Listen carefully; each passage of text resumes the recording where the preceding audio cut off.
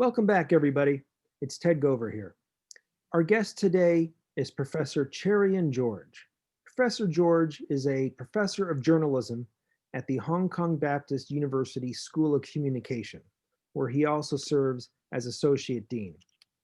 Professor George's research involves freedom of expression in public life, media freedom, and censorship, in addition to religious intolerance and hate propaganda. His books include Hate Spin, the manufacture of religious offense and its threat to democracy, in addition to 5 other books focusing on media and politics in Southeast Asia.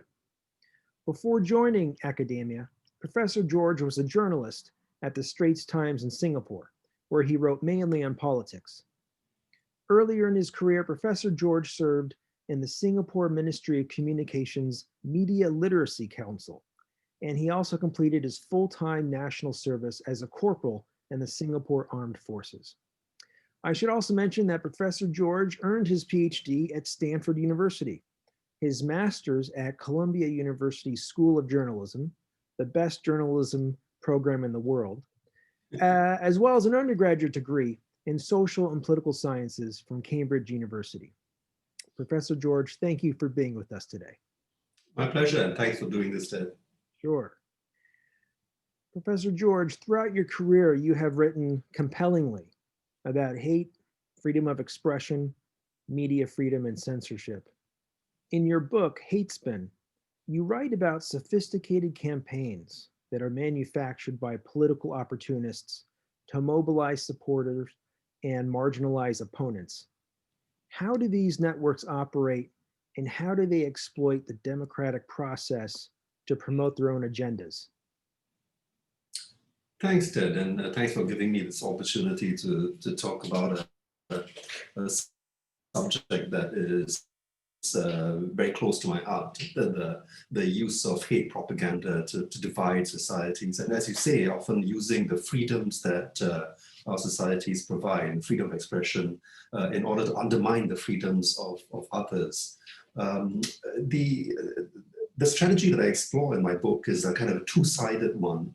Part of it is, I think, quite familiar to us, the idea of hate speech, using vilification to put down the other, an out-group, which is then targeted for discrimination or even violence. The less familiar aspect of the strategy, which I spent a long time exploring in the book, is a kind of weaponized offense-taking. The deliberate cultivation of indignation, which again then is used to mobilize hate against the other. I was intrigued by this pattern that I was seeing around the world, where journalists, artists, writers were being targeted for acts of perceived offense. And in most of these cases, well, they might have done something to insult a certain group. In some cases, it was completely unintended. But whether intended or not, what was clear was that the reaction to these books, these movies, and so on, was completely out of proportion to the alleged offense. So what was going on here? And I came to realize that precisely because hate speech, thankfully, has become less and less politically acceptable. Thankfully, in the 21st century, mainstream politicians, mainstream media activists, can't go around, openly vilifying an ethnic group or religious group. Many of these hate propagandists have switched to this tactic of offense-taking, which is a kind of, it's playing the victim. It's where you, although you are in fact in a more powerful position, you may be numerically more powerful, you may have the weapons on your side, you may have the law on your side, and yet you choose to play the victim by suggesting that a particular book, a cartoon, a speech, even a way of living, a way of dressing and so on is an intolerable attack on the position of your own group. So this is what I explore in my book. And distressingly, I found it, wherever I looked. My main case studies were in the US, India, and Indonesia, the three largest democracies in the world. In slightly different styles, but basically the same playbook was being used. Often by large networks, and I think this is an extremely important point. Often when we think of hate speech, we think of a single act, a speaker who says something outrageous. But the most dangerous kinds of propaganda are highly networked and distributed. There's a division of labor, which is extremely interesting. So often the people on top who need votes perhaps, or who need a certain amount of credibility, only engage in dog whistles at the most, yeah? Or they will tacitly agree with the conduct of others in the network. And the more explicit discriminatory language and so on is used by anonymous trolls, it's used by groups on the extremes of politics and so on. And I think it's extremely important to map these networks and see who's benefiting from the cultivation of this kind of hate. Hmm. You've written that this type of hate spin, these practices take place in India, the US, Indonesia, the world's three largest democracies. Can a case be made that we sometimes see this in places like Buddhist majority Burma, for example, and what they do vis-a-vis their minority Muslim population, the Rohingya? Yes, of course, certainly. I mean, I think I make the point in my book that it is quite a futile exercise to blame this phenomenon on a particular religion. And the Buddhist example is a great way to show it, because what is our impression of Buddhist theology? I mean, it's the opposite of violence. If you want to think of a religion that on paper, promotes exactly the kind of values that we should be pursuing, wouldn't it be Buddhism, right? And yet even the Buddhist religion is capable of being weaponized by extreme groups. And yes, and then of course, what's happening to the Rohingya community in Myanmar is, will probably go down as the 21st century's first genocide. Probably not the last either. Now, what about, I know it's not as democratic a society. I mean, it's not really democratic society at all, but sometimes the Orthodox Christians in Russia can sometimes do similar things, do they not? Yes, so I think there's been research that shows that Orthodox Christian groups in Russia, as well as Greece, for example, are also quite prone to this kind of exclusivist, politicized, marshalling of religion. So I should, and of course, I mean, the list goes on, right? I mean, you see what's happening in Iran and Saudi Arabia, Turkey, etc., etc. I should clarify that the reason why I focused my own research on the three largest democracies was, in a sense, because, I mean, if you look at the discrimination and persecution of minorities in non-democracies, I mean, that doesn't really require that much intellectualizing. It's kind of obvious that that minority groups are going to suffer when they don't have the vote, for example, or when there's no rule of law. Yeah. I was more intrigued by the possibility of these pathologies appearing in much more democratic settings, which is why I gravitated towards three largest democracies.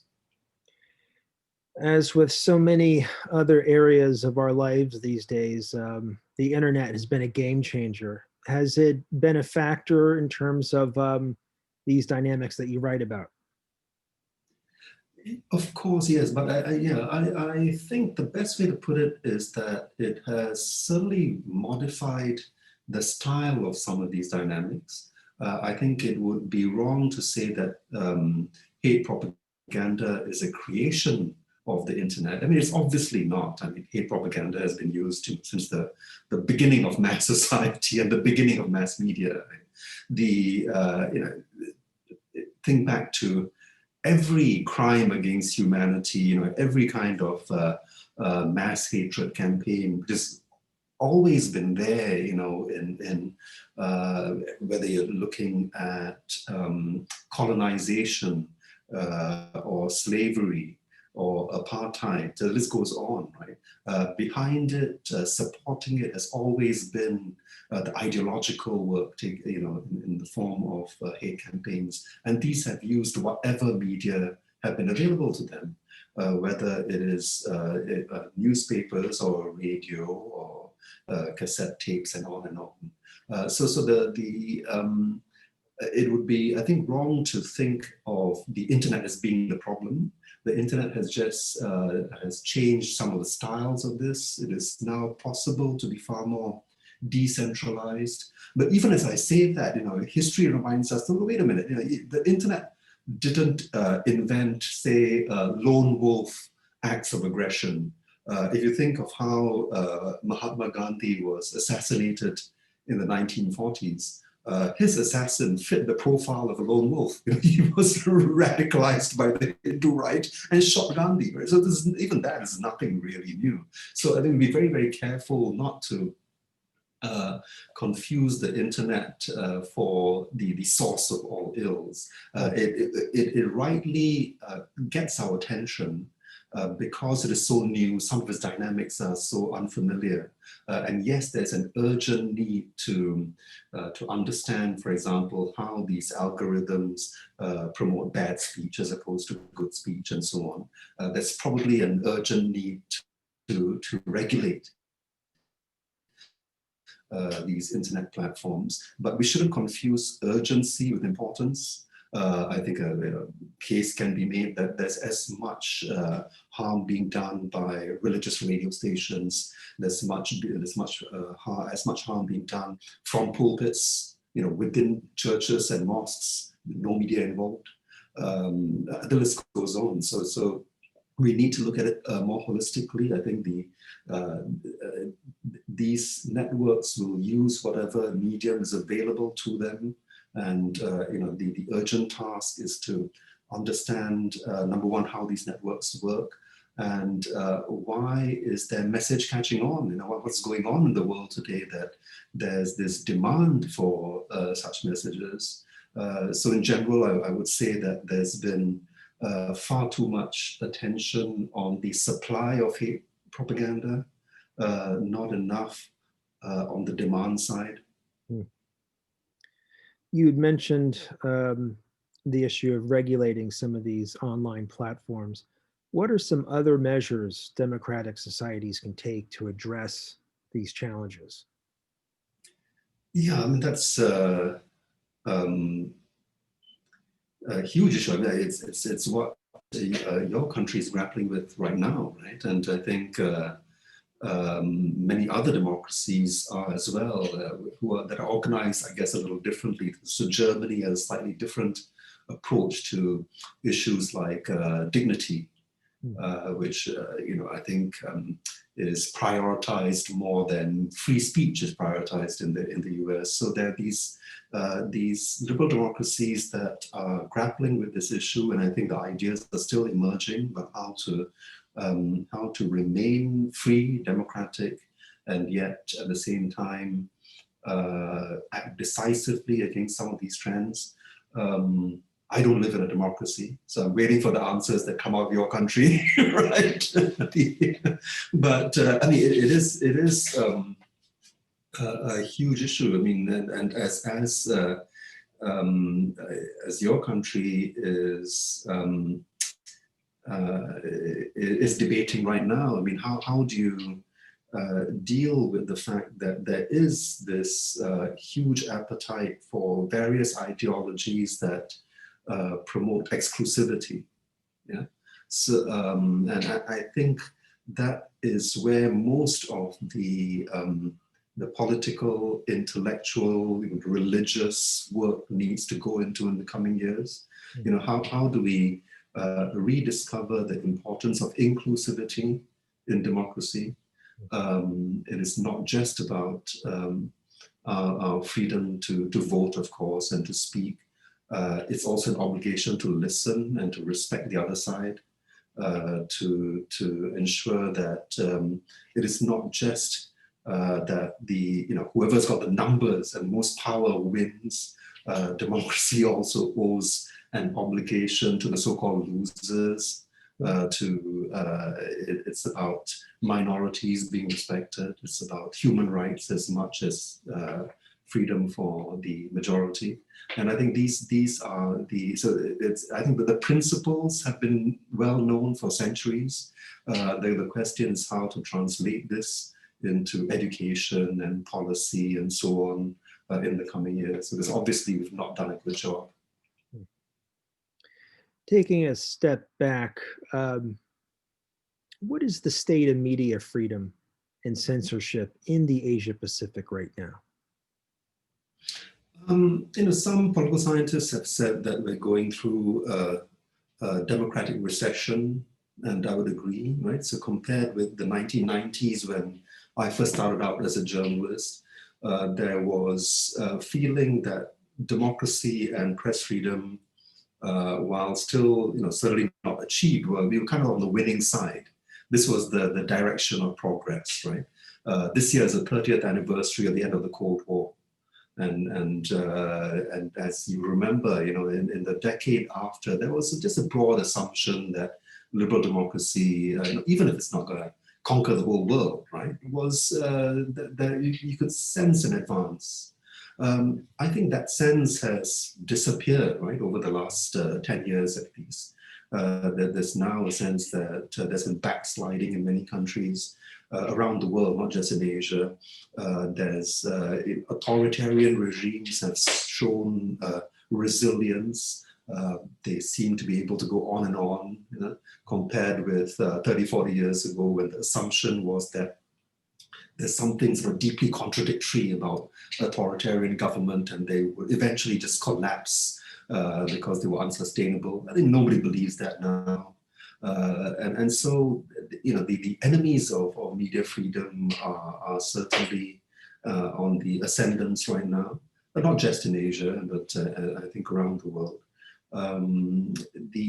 There's some new dynamics. It's not just governments that are the source of threats to media freedom. It's not even only just business, which is also known traditionally as one source of threats. Nowadays, the problem also comes from what could be called the dark side of people power. So if you speak to journalists across Asia, whether it's Indonesia or Malaysia or Indonesia or wherever, right, they will say that aside from the threat of government, which in some countries is not even really a threat. I mean, Indonesian journalists, for example, don't worry about the government. They've got enough press freedom to fend off any unwanted political attention. They worry more about the influence of big business, but probably most of all, they worry about the masses, right? The Indonesians have a great term for it. They call it mobocracy, right? and it's a term that resonates in many countries in Asia, and I think around the world too. That journalists have to endure this pressure from intolerant publics, yeah. And it puts journalists in a very awkward position because, we're so used to thinking of ourselves as being on the same side as public opinion, right? We are the platforms of public opinion. We stand up for the people. So what happens when the people reject us and start attacking us? And this is, of course, happening in the US as well. So like I said, it's not just an Asian phenomenon. So I think these are issues that we are, I think, currently grappling with. Mm. A question regarding your nation of birth, Singapore. How do young people in Singapore today view careers in media? And has that changed over years? Yeah, again, I think very similar to the global pattern. You know, that there are just far fewer jobs in the traditional institutionalized media, fewer high quality jobs, right? Um, this is tough. I mean, that there are of course many young people in Singapore and Hong Kong where I teach who do identify with the public service mission of journalism, who see it as a noble democratic calling, but there just aren't enough jobs for them. So what do you do? And so that's not something educators can fix. We just are grateful for companies that still provide these jobs. This is part of the much larger problem of the financial crisis within journalism. There has been a lot of attention on sort of alternative routes into professional journalism. Where the journalists thinks of themselves as entrepreneurs, so this focus on entrepreneurial journalism is increasing in Asia as well. There have been some successful experiments, but they tend to be small, right? These alternative websites, these alternative news outfits tend to be small, unable to promise the kind of stable and long-term careers that we used to associate with big newspapers and TV stations and so on. So it's tough. I think I'm hoping that in the long term that the problem will be mitigated, if not solved. Yeah. After all, if you think about it, if you think of the journalist's core role as being to help societies make sense of complex change, it cannot be that there's less of a need for this role. I mean, the world has only become more and more complex, and the need for a specialized group of full-time busybodies, who will go and find out what is happening in the world, make sense of it for the rest of us, has only increased and continues to increase year by year. So one would expect that eventually societies will address this problem and make it financially sustainable for this job to get done, right? Yeah, it's tough. I mean, so I think in the meantime, of course, what's happening around the world is that, we often educate journalism students, but they end up working in public relations, helping corporations make more money or helping governments propagandize. It's unfortunate, but it's a problem far larger than what any one educational institution can solve. Professor George, in your view, how has the media in the Asia Pacific region handled the reporting of COVID-19? Yeah, it's well, as you know, it started here in mainland China. Since then, the issues that have come up and faced the media are multiple. Starting, of course, with some governments not appreciating truth-telling, and there were, of course, examples of this in China at the very start. There was the suppression of whistleblowing, the suppression of media that were trying to shine a light on this problem very early on. And that continues to be the case in some settings.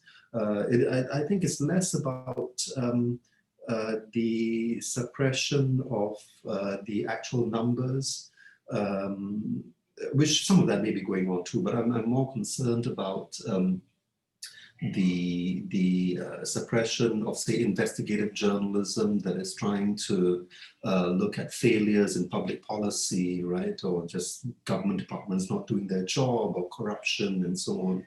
There have been a lot of reports by media watch organizations looking at this around the world.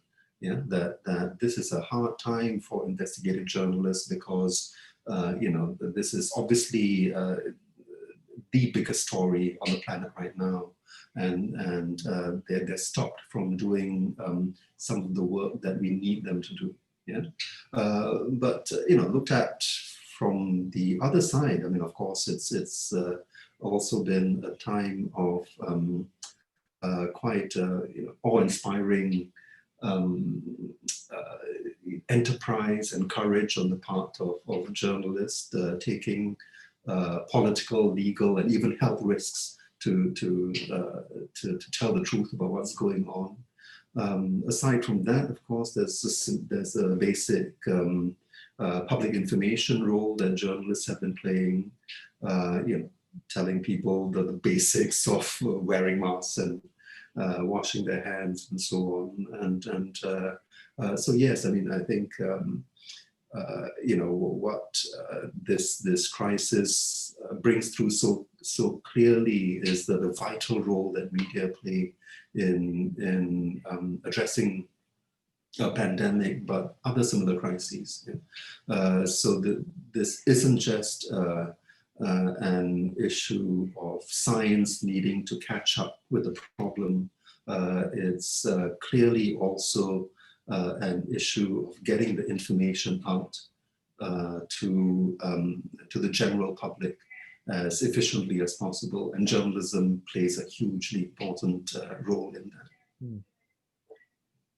So in the United States these days, many Americans, perhaps most Americans, get their news through their preferred social media networks, which tend to be increasingly narrow depending upon which page or channel you subscribe to. What about in places like Hong Kong and Singapore? Where are Hong Kongers and Singaporeans getting their news these days? I think the same trends that you see in the US are quite apparent in Hong Kong, Singapore, and elsewhere. After all, we're using the same platforms, American platforms largely, that have built in this tendency to put us into boxes and, without us even knowing, right? Surround us with ideas and people and lifestyles, etc., that conform with our own beliefs and preferences. Right, this is built into the algorithms, and then we are victims of the same algorithms as you guys are.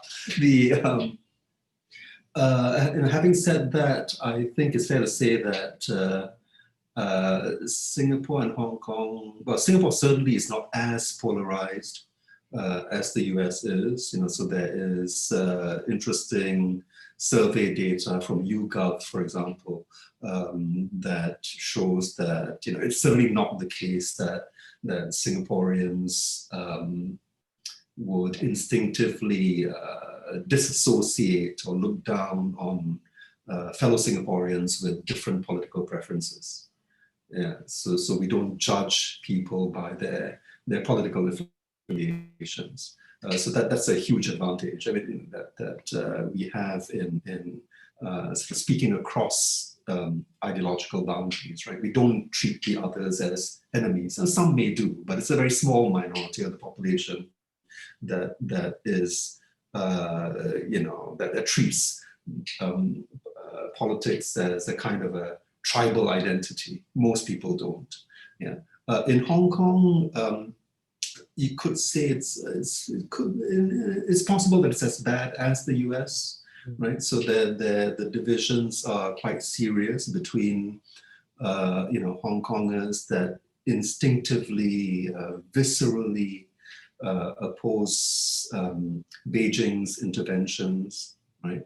And unfortunately, this is this emotion is so strong that it's even led to xenophobia against mainland Chinese, some of whom may be equally, opposed to the communist regime, just because they're mainland Chinese, Hong Kongers instinctively have a distaste for them. Yeah. So some of these ugly tendencies have taken root in Hong Kong as well.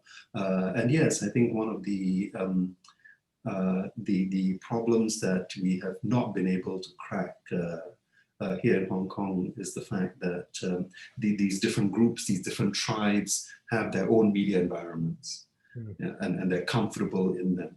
So if you are anti-establishment, anti-Beijing, you surround yourself with certain media. If you're more sympathetic to Beijing, you consume another set of media.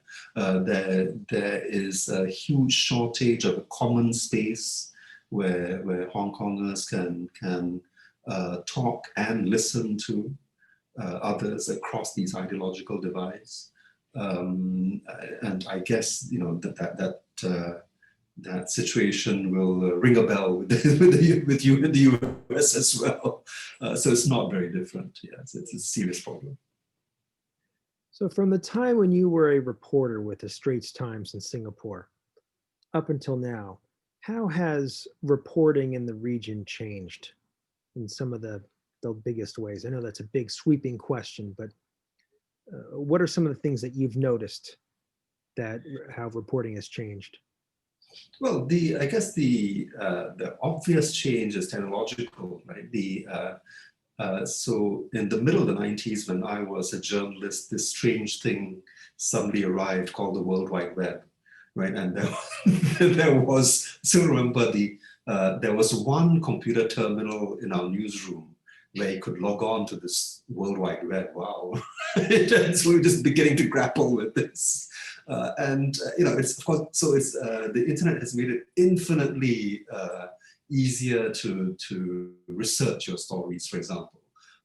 So I'm from the era where if we wanted to do some research before doing an interview or attending a press conference, you went down to the library, you know, told the librarian the topic that you were searching, and he will look at whether there's a, you know, cuttings file matching that keyword and hand it to you, and you take it up and read it, right?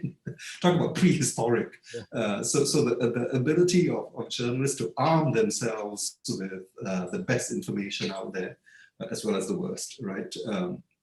Before embarking on a story is phenomenal. There was a huge increase in our power as reporters. Then, of course, the ability to reach out to experts, to do interviews and so on, infinitely greater. So I'm from the era where you'd have to try to reach people by telephone. Do you remember the technology, right? And leave messages, yeah. Send in a fax, right? And then you get fax reply back. I honestly had no idea how we actually did any work, you know, with those technologies. So on the bright side, it's made, I think, journalism and reporting, you know, hugely more efficient. But yeah, you know, it's I think, of course, led to a certain laziness, right? A reluctance by many reporters to meet people face to face and have conversations with them. Reluctance to go to the scene, assuming that you see everything through your screen. You know, even as an academic researcher, you know, I can tell you there's a difference. You know, you sit with someone face to face in an extended period of time. Suddenly, you know, it's only probably in the last 5-10 minutes of a 1 hour long interview or 2 hour long interview that you know, that you get the gems, right? And that's not going to come through in an email interview. You know? So I think many of us do worry, more experienced journalists, journalism educators, do worry about how the shortcuts enabled by the internet might be reducing the quality of, especially interviews and on-the-scene reporting and so on. Now, is reporting these days more of a all-day affair, 24/7? Because you know, once there's breaking news, website of the Straits Times or whatever newspaper needs to be updated, tweet needs to be sent out and so forth. I mean, you guys are on call all the time, are you not? Yeah, that's a great question too. And I think that again, shows both the promise as well as the risks of technology, right? Mm. On the one hand, initially it seemed like a huge boon, the fact that you didn't just have one edition a day, right? You could update your stories with the latest news and so on. Very quickly, though, I think newsrooms realized that this was double-edged because if your reporters had to file different versions, 3 times a day, when are they actually going to have time to report anything? Right? Mm. They'll be too busy sort of feeding the beast and not spending enough time actually going out there to gather information. This, of course, is most obvious when you look at 24/7 news channels around the world, right? Mm. Where the where the reporter on the scene is constantly in front of the camera, including in front of darkened buildings because they're finding something in the middle of the night, and you wonder, wait a minute, if you're in front of the camera all the time, when are you actually going out getting the news for us? If your time is constantly spent presenting the news, right? So this was a problem that I think first hit TV journalists working in all news channels, but it has unfortunately seeped into newspaper journalism as well, because again, reporters are constantly needing to file. Fortunately, of course, that there are editors and publishers who do care about quality, and many of them realize this drawback and have become more disciplined, right? Requiring fewer editions a day, for example, being more mindful of the need for reporters to be out there reporting and not just filing stories. So I think the strategies differ a lot depending on which media outlet you're talking about. There are some media outlets whose approach to the internet is simply to just go with the flow, right? Obsessed with clicks, with numbers, with hit rates, and so on. If people are interested in something, let's just give them more of it, right? If we can update stories every hour or do a live blog, of course we've got to do it because it creates engagement. There are other high quality news media that take a step back and say, no, that's not our job, right? We're going to brand ourselves by our values. We're going to give quality, what people need to know, rather than simply following the numbers. So you see both kinds of media and some in between as well. So I'm asking this to different folks who I've been speaking with. Yesterday, Joe Biden was inaugurated as the new US president. What are some of the expectations that Singapore has of Mr. Biden and his new administration? Well, I'm not going to try to reply on behalf of the Singapore government, right, and the foreign policy community in Singapore and anywhere else. But I think for many Singaporeans would hope that any US government plays a responsible and rational foreign policy role. This didn't need to be said 5-6 years ago, but unfortunately it needs to be said now. It's kind of obvious, right? So I think nothing beyond the obvious. We just expect the US to be less impulsive, to be more predictable. Of course, nobody's expecting the US to do things that is not in line with America's own domestic interests. That would be naive, and nobody expects the US to be a charity, right? But predictability and a certain amount of rationality would help. Of course, like people everywhere, and I think, well, not all people everywhere, but concerned citizens everywhere. I think we're all hoping that the US takes firm leadership in the climate crisis, number one, yeah. That it is more mindful of the diversity, in the world. There's some issues that I think the US actually does have the local standby to play a moral leadership role. Not many, but some. For example, religious freedom is something that I think the American model is probably under-publicized and underrated.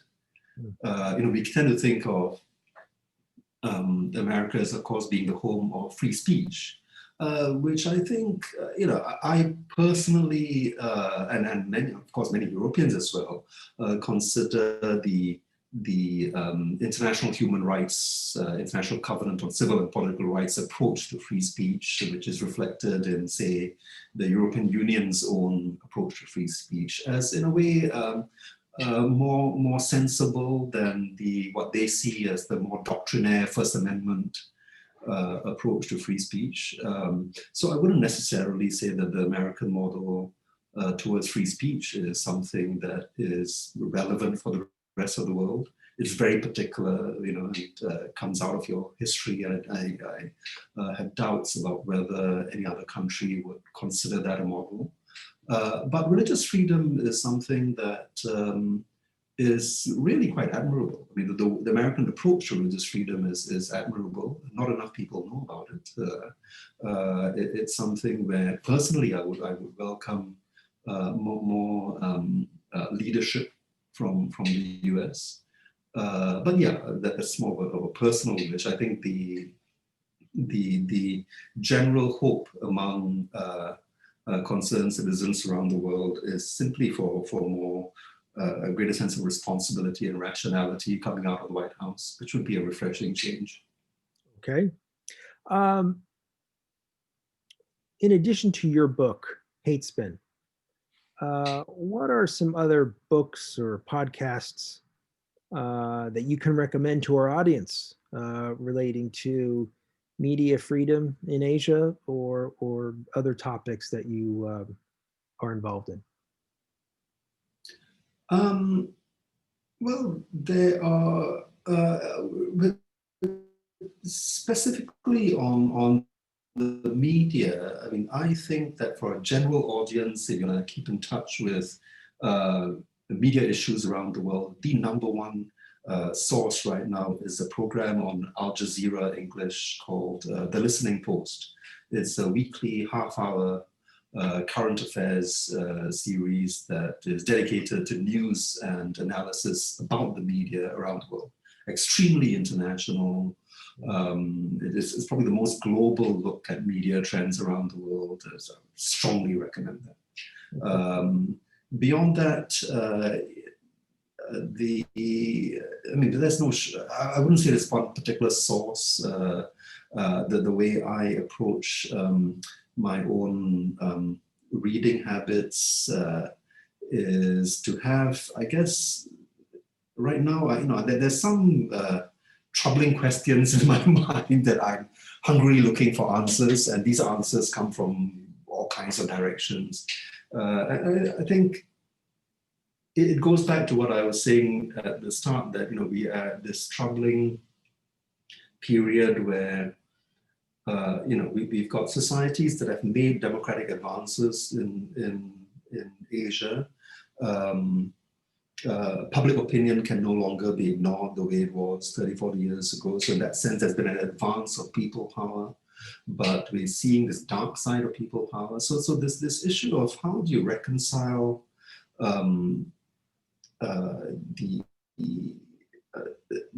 popular will on the one hand with the rights of unpopular minorities is something that I'm extremely troubled with and interested in, and I've been looking for wisdom, in how we solve this. It's not a particularly Asian problem. I think it's a global problem.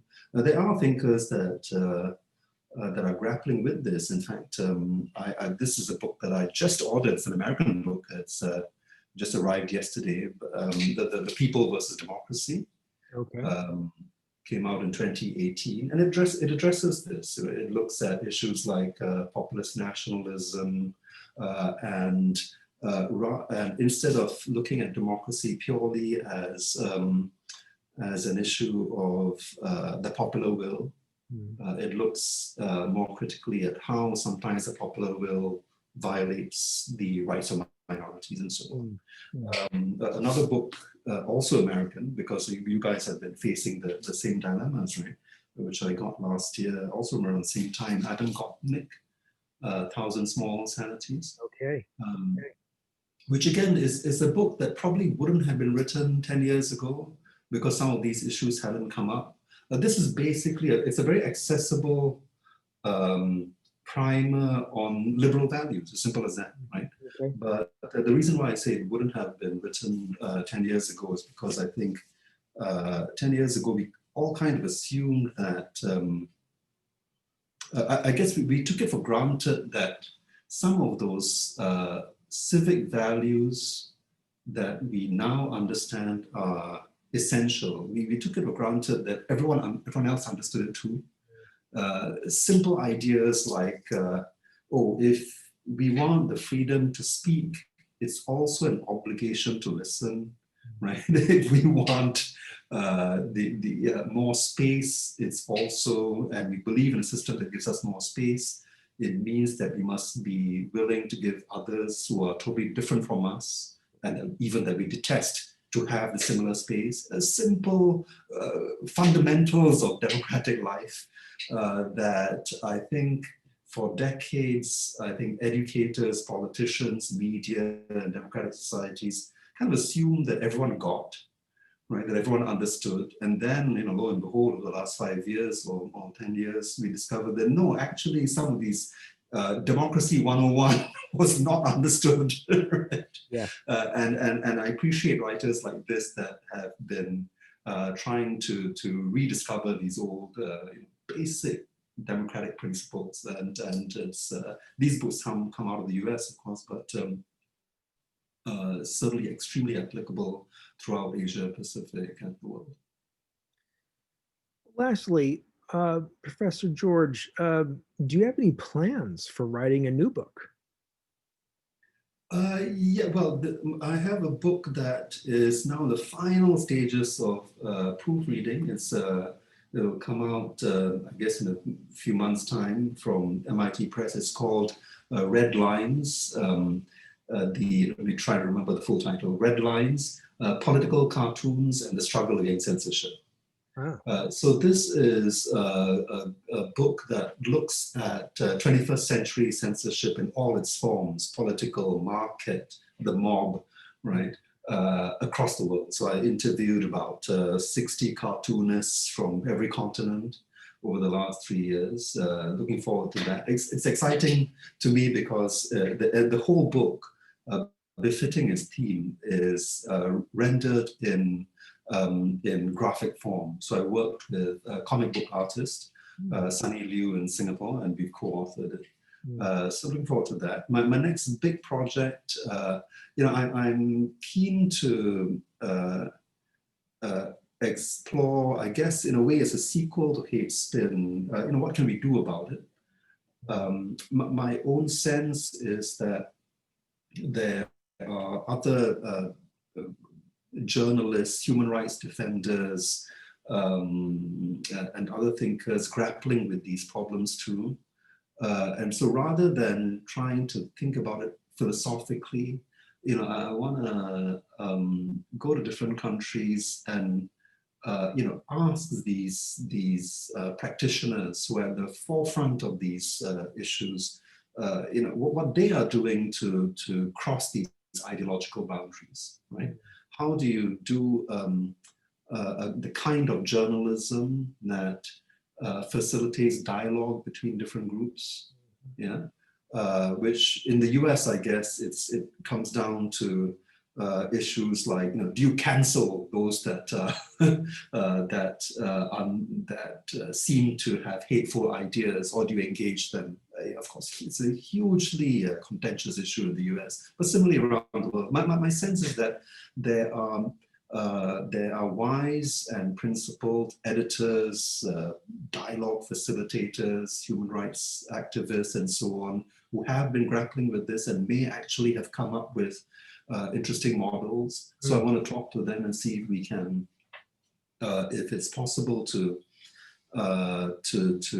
write up, so some of the wisdom that comes from, this practical wisdom, right? This is practical knowledge that have come up from the ground about how you actually start building bridges and crossing these divides.